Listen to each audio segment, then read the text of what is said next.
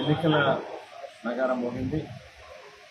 మే 13వ తేదీ నాడు ఆంధ్రప్రదేశ్ రాష్ట్ర అసెంబ్లీ సార్వత్రిక ఎన్నికలు అలాగే పార్లమెంట్ ఎన్నికలకు సంబంధించినటువంటి పోలింగ్ తేదీని ఎలక్షన్ కమిషన్ ప్రకటించడం, అదేవిధంగా ప్రీతమ ముఖ్యమంత్రి వైఎస్ఆర్ కాంగ్రెస్ పార్టీ అధ్యక్షుడు శ్రీ వైఎస్ జగన్మోహన్ రెడ్డి గారు ఆంధ్ర రాష్ట్రంలో 175 స్థానాలకి 175 స్థానాలు ఖచ్చితంగా మనం గెలవాలి, మనం ప్రజలకు చేసినటువంటి మంచికి ప్రజలు మనల్ని ఆశీర్వదించడానికి ప్రతి స్థానంలోని కూడా అత్యధిక మెజారిటీలతో మన అభ్యర్థుల్ని విజయ పదంలో నడిపించడానికి ప్రజలు సిద్ధంగా ఉన్నారు. మీరు కూడా సిద్ధం అవ్వాలి అని చెప్పి అభ్యర్థుల్ని కానీ పార్టీ క్యాడర్ని కానీ అందరికీ కూడా ఇప్పటికే దిశానిర్దేశం చేయడం జరిగింది.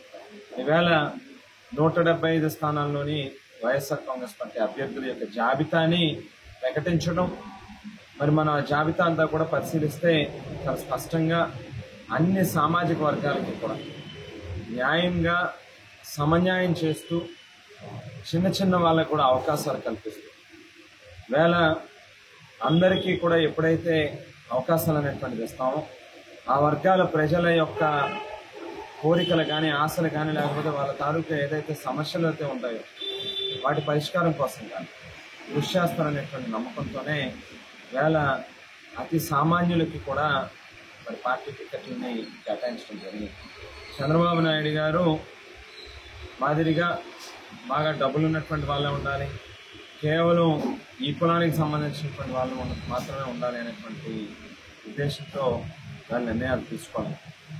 రాజానగరం నియోజకవర్గం నుంచి నన్ను వైఎస్ఆర్ కాంగ్రెస్ పార్టీ శాసనసభ అభ్యర్థిగా ప్రకటించినందుకు ముఖ్యమంత్రి గారికి నా యొక్క కృతజ్ఞతలు తెలియజేస్తూ ఆయన యొక్క నమ్మకాన్ని ఖచ్చితంగా నిలబెట్టుకుంటామని, గడిచినటువంటి 5 ఏళ్ల వైఎస్ఆర్ కాంగ్రెస్ పార్టీ ప్రభుత్వంలో జగనన్న సహకారంతో పెద్ద ఎత్తున నియోజకవర్గంలో దాదాపుగా 1158 కోట్ల రూపాయలు అభివృద్ధి కార్యక్రమాలు చేపట్టాం.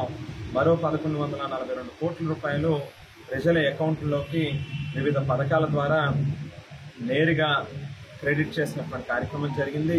20,172 కుటుంబాలకి మరి సంతృప్తికరమైనటువంటి విషయాన్ని వ్యక్తం చేసేటట్టుగా లబ్ధిదారులు వాళ్ళకి ఇళ్ల పట్టాలను పంపిణీ చేయడం జరిగింది. వ్యవసాయానికి పెద్దపీట వేస్తూ ప్రతి రైతుని కూడా విత్తనాల నుండి విక్రయాల వరకు అన్ని స్థాయిల్లోని ప్రభుత్వం ఏ రకంగా అయితే నడిపించిందో, ముఖ్యంగా రాజానగరం నియోజకవర్గంలో కూడా ప్రతి రైతు సంతోషంగా ఆనందంగా ఉండేటట్టుగా కృషి చేశాం. అలాగే గడిచిన 5 ఏళ్ళు కూడా ఒక్క ఓటేస్తే ముగ్గురం పనిచేస్తామని ఏదైతే చెప్తాం, అమ్మ, నేను, తమ్ముడు మా ముగ్గురితో పాటుగా నా సతీమణి తాను కూడా డాక్టర్ అవ్వడం, అనేక వైద్య సేవలు అందించడం, నాన్నగారి పేరు మీద స్థాపించిన జక్కంపూడి రామ్మోహన్ రావు ఫౌండేషన్ ద్వారా కూడా వాళ్ళ సేవా కార్యక్రమాలు నిరంతరం ప్రజలకి అందించడం జరుగుతూ ఉంది.